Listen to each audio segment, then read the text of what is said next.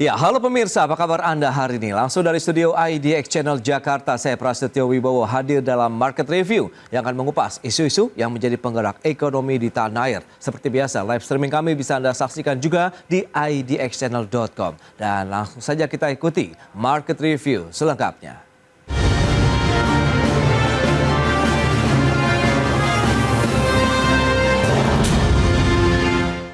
Pemirsa, pertumbuhan ekonomi Indonesia di sepanjang tahun 2024 tercatat sebesar 5,03% atau lebih rendah dibandingkan dengan tahun 2023 lalu 5,05%. Konsumsi rumah tangga menjadi kontributor terbesar terhadap pertumbuhan ekonomi di tahun lalu, yakni 2,6%. Indonesia pada triwulan 4 2024 bila dibandingkan dengan triwulan 4 2023 atau secara year on year tumbuh sebesar 5,02%.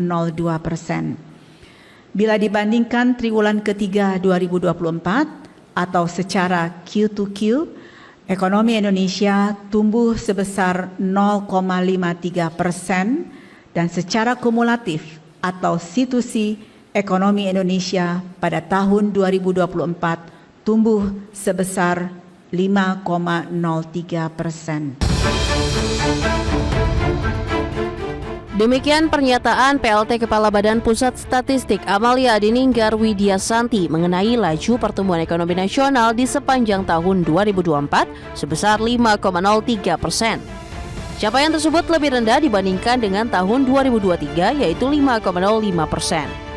Demikian juga dengan pertumbuhan ekonomi secara kuartal di kuartal 4 2024 tercatat lebih rendah dibandingkan kuartal sebelumnya yaitu 0,53% berbanding 1,5%. Namun pertumbuhan ekonomi kuartal 4 secara tahunan mengalami kenaikan dari 4,95% menjadi 5,02%. Sementara itu konsumsi rumah tangga menjadi salah satu kontributor tertinggi terhadap pertumbuhan ekonomi nasional di 2024 seiring meningkatnya aktivitas dan mobilitas rumah tangga. Kelompok konsumsi yang tumbuh tinggi antara lain transportasi dan komunikasi, di mana mobilitas masyarakat yang meningkat menyebabkan kebutuhan konsumsi transportasi dan komunikasi meningkat. Hal ini tercermin dari meningkatnya jumlah penumpang angkutan rel, laut, dan udara. Kemudian restoran dan hotel seiring meningkatnya kegiatan wisata selama libur sekolah, libur hari besar keagamaan nasional. Dari Jakarta, tim liputan, IDX Channel.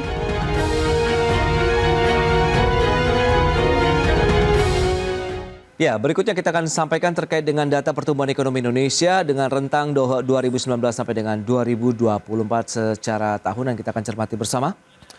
Pergerakan full year untuk 2019 5,02%, kemudian di tahun 2020 dengan adanya COVID-19, pertumbuhan ekonomi Indonesia minus 2,07%, kemudian beranjak naik menyentuh level yang paling tinggi di 2022, 5,31%, kemudian cenderung turun dalam beberapa tahun terakhir sampai dengan 2024 di 5,03%. Berikutnya kita lihat pertumbuhan ekonomi Indonesia dari sisi kuartal seperti apa. Baik, seperti yang bisa Anda saksikan, pergerakannya 5,02%, kemudian di kuartal sebelumnya 4,95%. Memang ada sedikit kenaikan begitu ya dari sisi pertumbuhan ekonomi secara kuartal, dan ini pergerakan secara tahunan ya di kuartal 3 dan kuartal 4 2024. Baik, pemirsa, untuk membahas tema menarik kita kali ini terkait dengan pertumbuhan ekonomi di tahun 2024 yang menjadi pijakan ekonomi di tahun 2025 ini. Kita sudah tersambung melalui Zoom bersama dengan Bapak Sutrisno Iwantono, Ketua Bidang Kebijakan Publik Asosiasi Pengusaha Indonesia APindo. Halo Pak Iwantono, apa kabar? Sehat selalu ya. Baik, terima kasih Pak Iwantono atas waktu yang disempatkan. Kemudian sudah bergabung juga ini ada Bapak Ahmad Nur Hidayat, ekonom dari UPN Veteran Jakarta. Halo Pak Ahmad, apa kabar? Kabar baik, Mas. Baik, terima kasih. Apa kabar? Terima kasih atas waktu yang disempatkan, dan sebelum membahas lebih jauh, kita akan review terlebih dahulu nih dari Pak Ahmad. Bagaimana Anda melihat BPS tadi sudah mencatat laju pertumbuhan ekonomi Indonesia di sepanjang tahun 2024 lalu menyentuh 5,03%. Nah, kalau kita bicara konsensus dari ekonom sendiri, apakah sudah sesuai, lebih rendah, moderat, atau bagaimana nih Pak? Silakan.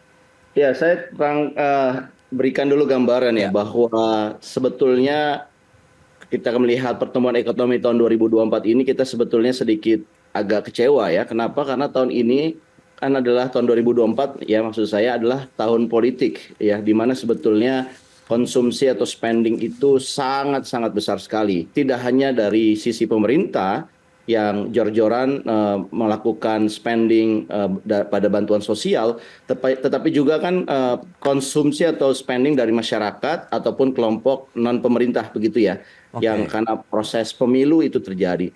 Tetapi kalau kita lihat performance-nya, ternyata pertumbuhannya sedikit di bawah pertumbuhan tahun 2023. Nah, ini mengundang satu tanda tanya dan satu analisis kenapa ini bisa terjadi, padahal kita merasa di tahun 2024 itu begitu besarnya spending pemerintah, spending masyarakat dalam sifatnya adalah sifatnya non individual. Ini sebetulnya lebih baik ya pertumbuhannya. Nah, di sini menunjukkan bahwa kita menyaksikan bahwa ternyata government spending yang dilakukan kemarin itu tidak memberikan cukup multiplier effect ya buat ekonomi. Dan sebenarnya kita berpegang pada prinsip bahwa setiap rupiah yang dikeluarkan oleh pemerintah itu kalau bisa mempunyai efek ganda, menghasilkan lebih dari 1 rupiah, terutama buat masyarakat, sehingga bisa mengenerate pertumbuhan ekonomi. Nah, di sini kita bisa mengambil pelajaran ya, bagaimana kualitas spending dari pemerintah itu sangat penting. Manakala pemerintah menyalurkannya kepada hal-hal yang sifatnya adalah memberikan ikan dibandingkan kail, sebetulnya kita tidak melihat satu efek yang cukup signifikan. Tetapi mungkin kalau kita memberikan satu belanja yang berkualitas, ya mungkin kita akan bisa mendapatkan hasil yang lebih baik ya daripada hasil yang kita peroleh kemarin. Dan sebetulnya kita harus keep in mind ya bahwa tahun 2024 ini kan sebetulnya tahun harapannya buat pemerintahan baru ya, di mana pemerintahan baru berjanji ingin mencapai 8%. Nah, saya kira gap 3% ini semakin berat ya untuk dicapai, meskipun tidak mungkin. Bukan berarti tidak mungkin ya, tetapi usaha yang harus dilakukan oleh pemerintah harus semakin lebih keras lagi, begitu Mas. Baik Pak, menarik. Nah, dari sisi pelaku usaha, Apindo melihat Pak Iwantono seperti apa begitu dengan laju pertumbuhan kita di 5,03% secara kuartal, di kuartal 4 kemarin 5,02%. Kalau dari kami sebenarnya kan ini masih dalam range ya. Range yang rendah, tetapi karena pada waktu itu kita memperkirakan pertumbuhan itu sekitar 5 sampai 5,3%, begitu, supaya memang ada perbedaan antara tahun-tahun sebelumnya. Tapi kenyataannya kan tahun 2024 itu kan tumbuh hanya 5,03. Di dalam range, tetapi range yang paling rendah gitu ya. Jadi bukan yang kita harapkan. Ini memang terjadi terutama karena memang pada tahun lalu itu terjadi penurunan daya beli masyarakat yang cukup signifikan ya. Ditandai misalnya terjadinya deflasi berturut-turut selama 4 atau 5 bulan pada waktu itu ya, sebelum bulan Desember itu. Nah, deflasi atau penurunan harga-harga ini apakah itu karena memang efisiensi terjadi di dalam industri kita atau malah faktor lain. Ya, kita melihat bahwa itu ternyata bersumber dari daya beli masyarakat yang turun pada waktu itu ya, sehingga kemudian demand terhadap produksi itu turun. Oleh karena itu harga-harga turun diikuti juga dengan produksi yang menurun. Saya kira itulah yang terjadi pada waktu itu. Kemudian juga ditambah pada persoalan-persoalan yang non ekonomis yang terjadi ya, akibat dari berbagai macam isu-isu yang sifatnya itu berkaitan dengan politik, dengan korupsi. Hanya memang kita kemudian tertolong oleh pertumbuhan di akhir kuartal, yaitu menjelang tutup tahun itu ada sedikit peningkatan pada bulan Desember. Itu karena ada masalah Natal dan Tahun Baru itu memberikan sedikit energi kepada ekonomi kita, juga mengalami pertumbuhan yang lebih baik dibandingkan bulan-bulan sebelumnya. Oleh karena itu ke depan saya kira kita harus belajar dari kondisi ini untuk bisa lebih baik ya menyongsong tahun 2025 ini. Betul, kita akan lihat seperti apa dan seberapa kuat pijakan dari sisi pertumbuhan ekonomi Indonesia di tahun 2024 begitu untuk bisa melangkah lebih baik lagi di tahun 2025. Apakah itu menjadi sinyal yang juga perlu dicermati seperti yang Pak Ahmad bilang, effortnya harus lebih keras lagi begitu pemerintah untuk bisa mengejar laju pertumbuhan ekonomi sampai dengan 8% sesuai dengan target pemerintah saat ini. Kita akan bahas nanti di segmen berikutnya. Pak Iwantono, Pak Ahmad, kita akan jeda dulu sebentar dan pemirsa kami akan segera kembali sesaat lagi.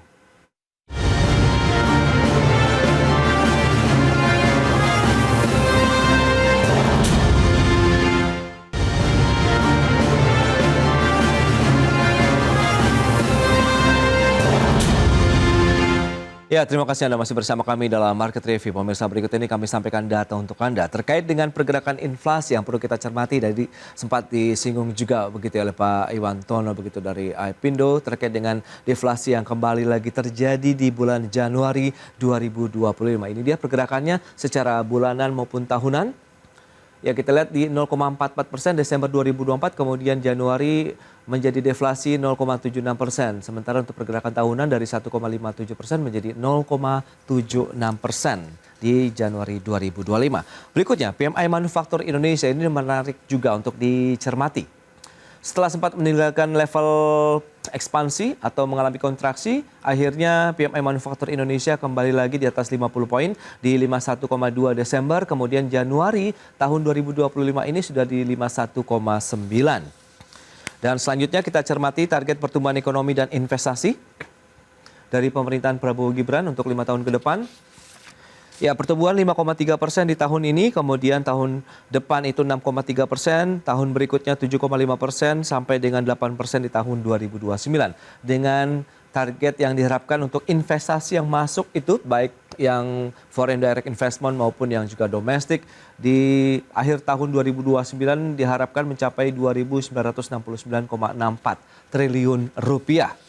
Baik, kita akan lanjutkan kembali perbincangan bersama dengan Bapak Ahmad Nur Hidayat, Ekonom UPN Veteran Jakarta, kemudian Pak Sutrisno Iwantono, Ketua Bidang Kebijakan Publik Apindo. Baik, Pak Ahmad, kita akan lanjutkan kembali berdasarkan beberapa data tadi yang sudah disampaikan. Nah, mengaca dengan kinerja pertumbuhan ekonomi Indonesia di tahun 2024, lantas Anda katakan berarti effortnya harus lebih keras lagi. Nah, lantas bagaimana? Apakah itu menjadi sinyal yang harus dicermati, sinyal lampu kuning yang membuat pemerintah harus lebih aware lagi, lebih waspada lagi untuk menghadapi tahun 2025 atau bagaimana nih Pak? Ya, kalau kita lihat kontribusi mana sih yang paling dapat diandalkan untuk pertumbuhan ekonomi, kan sebetulnya kita masih kepada pola yang lama, yaitu konsumsi masyarakat ya. Dan kalau kita lihat angka deflasi tadi ya, Mas Prasetyo ya, itu menunjukkan ya sebetulnya kondisi masyarakat kita konsumsinya itu sedang tidak baik-baik saja. Dan kalau kita lihat angkanya ini 0,75 untuk month to month, itu sebenarnya kalau saya lihat dari historical monthly ya, itu yang terendah sejak tahun 99. Kita pernah mencatat angka yang sama di sekitar Agustus 2020 karena itu ada faktor COVID. Nah, ini menunjukkan kita perlu waspada, ini adalah alarm buat pemerintah karena masyarakat kita itu sedang mengalami penurunan daya beli. Ada satu data yang menunjukkan bahwa di sepanjang tahun 2024, setidaknya ini data Agustus ya, itu ada 10 juta masyarakat kelas menengah yang turun kelas menjadi masyarakat kelas bawah. Dan itu tidak ada yang memberikan bantuan kepada mereka ya, mereka masih dikatakan kaya karena punya penghasilan ya, mereka juga masih membayar pajak, bisa jadi punya perumahan dan punya mobil, tetapi sebenarnya dalam kategori penurunan ini mereka sudah layak seperti mendapatkan bantuan LPG 3 kg dan sebagainya. Dan ini yang kemudian kalau tidak segera direcognize oleh pemerintah, ini akan bisa jadi bumerang, bisa jadi jumlahnya bertambah. Nah, saya juga khawatir ya juga dengan dunia usaha. Karena dunia usaha kita ini kondisi semakin tertekan. Anda bisa lihat ya ketika deflasi itu rendah, ya itu menunjukkan masyarakat beli lebih sedikit dan masyarakat berjaga-jaga untuk di masa depan gitu ya. Sehingga apa yang terjadi, perusahaan juga mengalami suffering ya karena penjualan mereka menurun. Dan mereka sudah punya beban yang sangat tight ya, diantaranya beban pembiayaan. Ya untung saja saya kira Bank Indonesia menurunkan suku bunga di tahun 2025 ini. Tetapi transmisi suku bunga kebijakan Bank Indonesia dengan suku bunga kredit yang dibutuhkan oleh badan usaha ini cenderung agak lambat. Jadi masih ada tugas ini buat otoritas moneter termasuk otoritas fiskal bagaimana transmisi suku bunga ini bisa berlangsung cepat karena dengan penurunan suku bunga ini setidaknya memberikan ruang sedikit kepada dunia usaha untuk diekspansi. Sebetulnya kalangan dunia usaha dilihat dari PMI tadi itu menunjukkan satu optimisme ya di Januari ini. Mereka berharap ada satu keinginan ekonomi yang lebih baik, tetapi kenyataannya tidak seindah dengan mimpi gitu ya.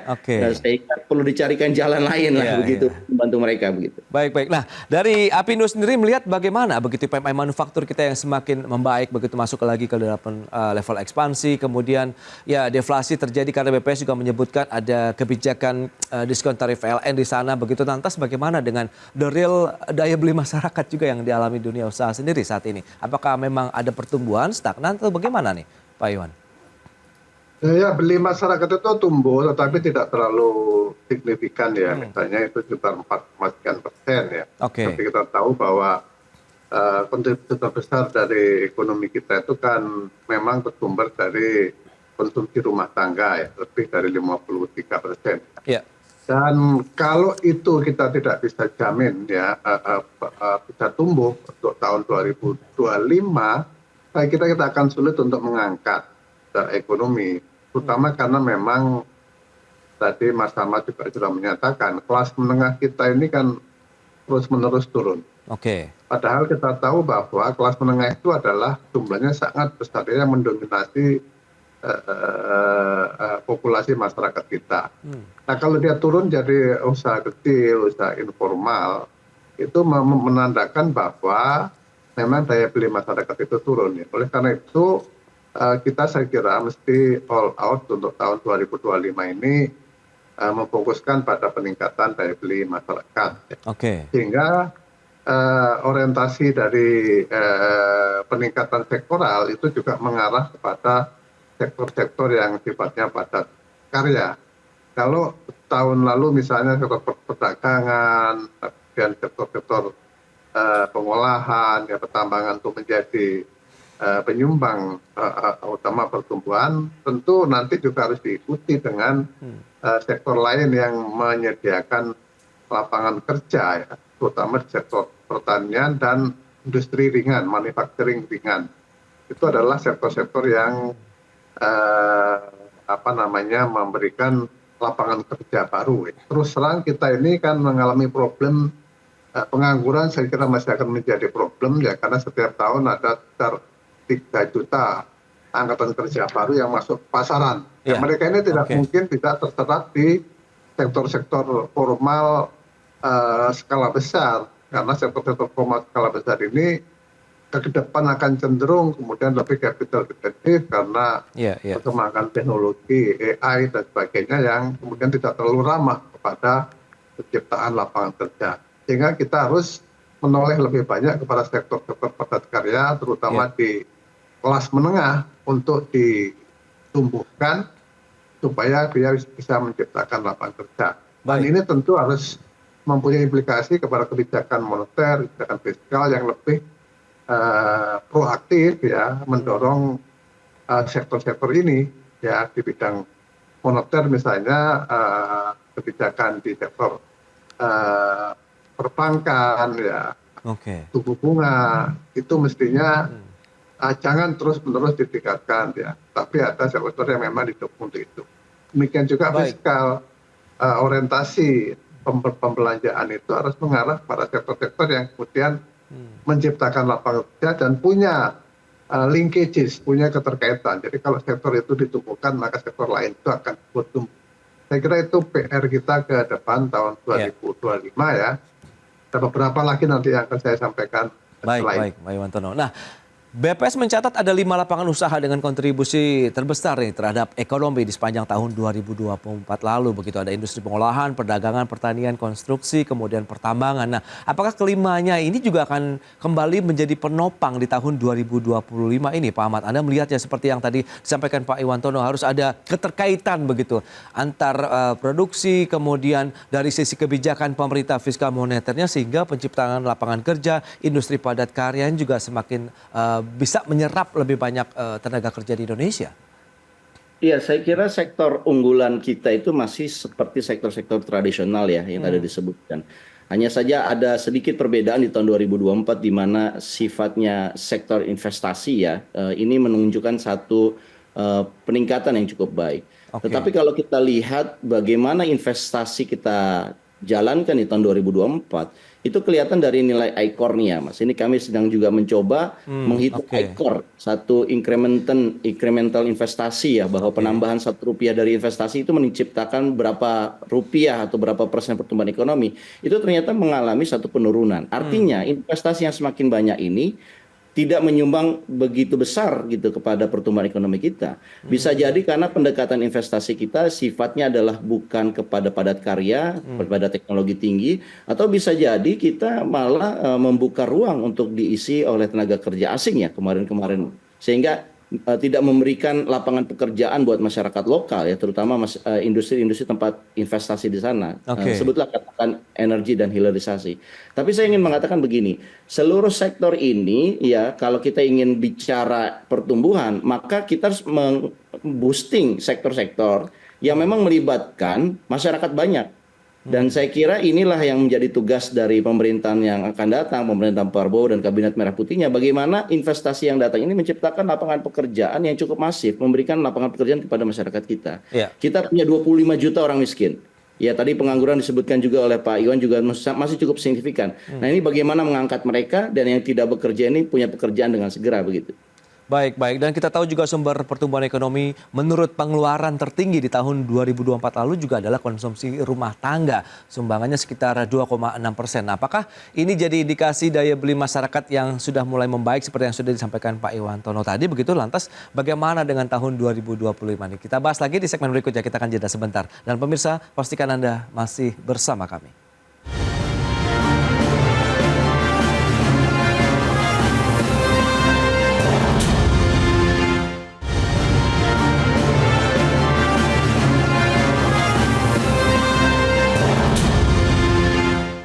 Baik, pemirsa, kita lanjutkan kembali perbincangan menarik ini bersama dengan Bapak Sutrisno Iwantono Napindo, kemudian ada Pak Ahmad Nur Hidayat dari UPN Veteran Jakarta. Nah, Pak Iwantono, kalau kita cermati dengan data yang tadi sudah disampaikan terkait dengan salah satu kontributor lah pertumbuhan ekonomi di 2024 itu adalah lagi-lagi konsumsi rumah tangga begitu. Nah, Anda melihat bagaimana daya beli masyarakat? Anda katakan mulai ada sedikit perbaikan. Lantas momentum-momentum yang biasanya menjadi penggerak ekonomi Indonesia, libur Nataru, kemudian nanti adalah Ramadan dan Lebaran, ini bagaimana kalau kita bisa mencari salah satu ya langkah optimal ya untuk bagaimana meningkatkan daya beli masyarakat lagi?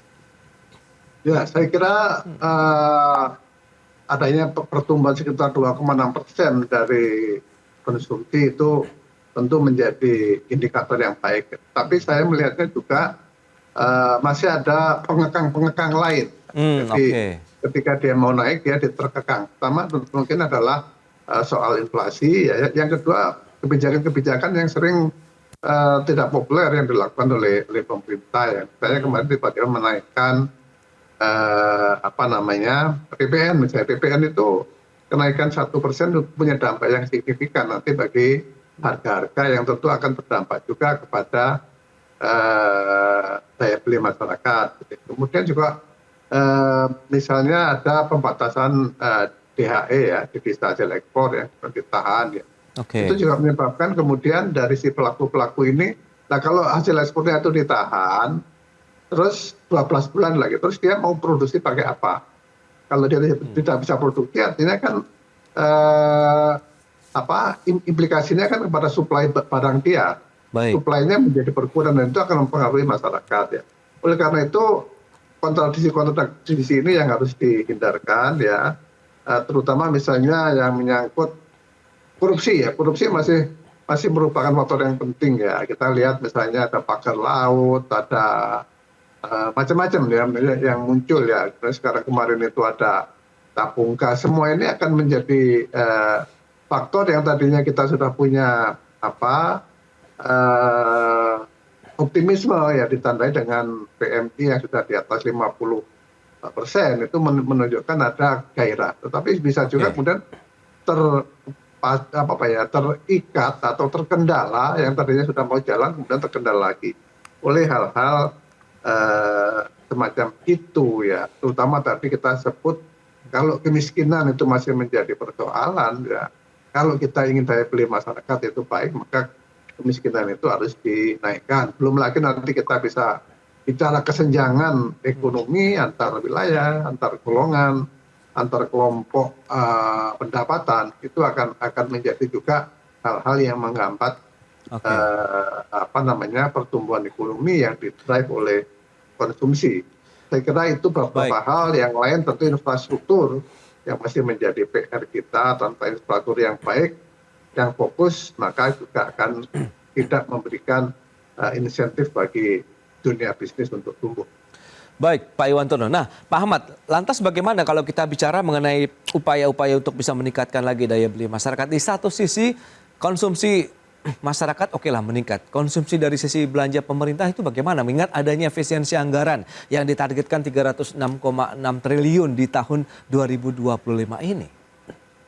Yes, sebelum jawab itu ya Mas Prasetyo ya, ini konsumsi kita ini tumbuh memang lebih baik dibandingkan 2023, 4,98%. Tapi kalau kita lihat komponennya adalah konsumsi lembaga non-profit rumah tangga, tumbuhnya 6,0%. Itu karena ada proses pilkada, yang kemudian ada proses politik juga. Artinya kalau kita coba hilangkan itu, bisa jadi trennya kita akan baca berbeda nih. Bahwa sebetulnya mengalami penurunan dibandingkan 2023. Nah pertanyaannya adalah tahun 2025 kan nggak ada proses politik seperti itu lagi. Sehingga ini menjadi satu PR berat bagaimana kita menumbuhkan pertumbuhan konsumsi masyarakat di era saat ini kita sedang dihadapi situasi pajak tinggi yang tadi disampaikan oleh Pak Prasetyo karena tendensinya kan naik. Nah, saya ingin sampaikan begini, untuk menjaga ya situasi yang agak positif ini 4,98% ini, pemerintah harus menjaga inflasi yang disampaikan oleh Pak Iwan tadi. Yang kedua saya kira subsidi-subsidi yang sudah ada dan dikatakan ini sudah cukup well established, ini jangan diganggu lagi. Saya dengar ada rencana ingin mengalihkan subsidi BBM misalkan dengan skema subsidi langsung. Bisa jadi dengan perubahan itu ada masyarakat yang tadinya mendapatkan tidak mendapatkan. Dan ini bisa lagi menurunkan konsumsi rumah tangga kita ke depannya tahun 2025. Dan kalau kita bicara spendingnya pemerintah, saya kira pemerintah itu sedang melakukan efisiensi yang disampaikan tadi. Dan kita berharap efisiensi 300 triliun lebih itu disalurkan dengan realokasi kepada belanja yang berkualitas. Saya khawatir kalau dibelanjakan untuk yang sifatnya memberikan ikan seperti MBG misalkan, itu tidak mampu mengenerate pertumbuhan ekonomi yang baik, meskipun itu dibutuhkan oleh masyarakat. Jadi kita harus bicaranya smart spending ini Mas Prasetyo, dan saya kira ini Bu Menteri Keuangan harus berpikirnya bagaimana setiap rupiah itu multiple efeknya, tidak menciptakan 1 rupiah lagi, bahkan kalau bisa menciptakan 2, 3, bahkan 10 rupiah. Itu yang kita harapkan begitu. Baik, terkait dengan efisiensi anggaran sendiri bagaimana? Apakah akan berdampak atau justru itu menguntungkan sendiri dari sisi nanti anggaran ataupun likuiditas pemerintah sendiri? Jadi kalau saya nggak terlalu khawatir dengan kalimat efisiensi ya, karena pasti ketika 300 triliun itu diambil, kemudian kan akan dispendingkan di tempat yang lain. Jadi secara overall, agregatnya itu kita tidak mengalami perubahan. Bahkan ada rencana ingin menambah spending lagi, sehingga memperlebar defisit. Nah, ini nanti kita akan bahas. Tetapi dengan efisiensi dan ada komitmen dia akan digunakan untuk sektor-sektor lain sesuai dengan kampanye Pak Prabowo, termasuk juga penyediaan 3 juta rumah. Saya kira ini harus lebih hati-hati karena apa yang disampaikan dalam program kampanye itu adalah program populis yang belum tentu berkualitas dan belum tentu tepat waktu. Misalkan ketika kita bicara rumah, kita lebih prioritas rumah atau perut nih. Di mana masyarakat kita sedang mengeluhkan daya beli yang rendah dan harga-harga yang cenderung naik. Nah, saya kira di sini ada satu fleksibilitas yang harus dilakukan oleh pemerintah supaya dia menyesuaikan dengan apa yang terjadi situasinya sehingga tidak terlalu ngotot misalkan tetap program-program itu saja padahal itu sebenarnya tidak cukup tepat waktu untuk diselenggarakan begitu. Baik. Nah, Pak Iwantono, lantas kebijakan seperti apa, insentif ataupun mungkin satu hal apa lagi begitu yang perlu dilakukan atau diberikankah kepada dunia usaha untuk bisa lebih menggenjot lagi begitu dari aktivitas produksi dari industri sendiri, atau Anda melihat ini sudah cukup? Pertama, kalau dari sisi pelaku usaha itu adalah jangan ada kebijakan-kebijakan yang menambah beban ekonomi. Ya, beban ekonomi itu nanti akan ditransformasikan menjadi biaya. Oke. Dan kalau itu biaya, ujungnya adalah kemudian harga meningkat. Harga meningkat sudah pasti akan menyebabkan daya beli masyarakat menurun. Oleh karena itu, kebijakan-kebijakan yang sifatnya meningkatkan biaya itu harus dihindarkan, terutama masalah birokrasi. Terus terang sekarang dengan kabinet yang begitu besar, ini masing-masing kementerian ingin punya otoritas gitu, sehingga kemudian otoritas itu wujudnya adalah menciptakan aturan-aturan. Dan aturan-aturan itu kemudian yang menyebabkan biaya yang tidak diharapkan, biaya ekonomi yang kemudian menjadi tinggi. Dan itu pasti akan memberikan dampak pengekangan terhadap orang yang mau ekspansi, orang yang mau berbisnis itu berpikir ulang. Padahal kita tahu bahwa kalau kita ingin meningkatkan daya beli, maka kelas menengah itu harus didorong. Tapi bagaimana kelas menengah didorong ketika dia baru mau memulai usaha, sudah berhadapan dengan macam-macam birokrasi, macam-macam pungutan, macam-macam sertifikasi, apalagi sekarang ada pajak, ada ketentuan-ketentuan lain, pungutan-pungutan yang sifatnya non pemerintah juga banyak, yang itu di-endorse oleh pemerintah juga. Misalnya kita mau dapat sertifikasi, biayanya tidak ada. Tetapi di situ kita harus meng-hire konsultan untuk bisa comply dengan sertifikasi. Meng-hire konsultan itu kan biaya yang tidak murah gitu. Nah, hal-hal semacam ini yang saya kira perlu dihindarkan, dan kita harus memberikan kepercayaan kepada masyarakat, kepada dunia usaha, bahwa birokrasi itu memang tidak korup gitu ya. Karena Pak Presiden itu kan menggemburkan bahwa dia harus menghantam korupsi ya, tetapi harus real gitu.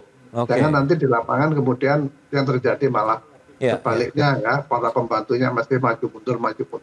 Bahkan kebijakannya kemudian terkesan tidak tidak bisa menampung hati dari masyarakat luas, hatinya dari Mas Ahmad ini gitu ya, tidak tertampung. Nah, itu yang menyebabkan kita kehilangan spirit untuk tumbuh ya. Oke Pak Iwan, nampaknya memang masih banyak PR, ataupun paling tidak banyak sekali hal yang bisa kita cermati dari peristiwa di sepanjang tahun 2024 lalu dari sisi pertumbuhan ekonomi, komponen-komponen sebagai kontributornya, sehingga menjadi ya hal yang bisa kita lakukan, bisa kita kreasikan, ataupun mungkin lebih di inovasi-inovasi baru lagi begitu yang perlu ditelurkan oleh pemerintah untuk menjaga laju pertumbuhan ekonomi Indonesia bisa bertumbuh sampai dengan 8% ke depan. Baik, Pak Iwantono, terima kasih banyak atas waktu, update dan sharing sudah disampaikan. Pak Ahmad, terima kasih juga atas analisis dan informasi yang sudah diberikan kepada pemirsa. Selamat melanjutkan aktivitas Anda kembali, salam sehat. Sampai berjumpa kembali, terima kasih Pak Iwantono, Pak Ahmad.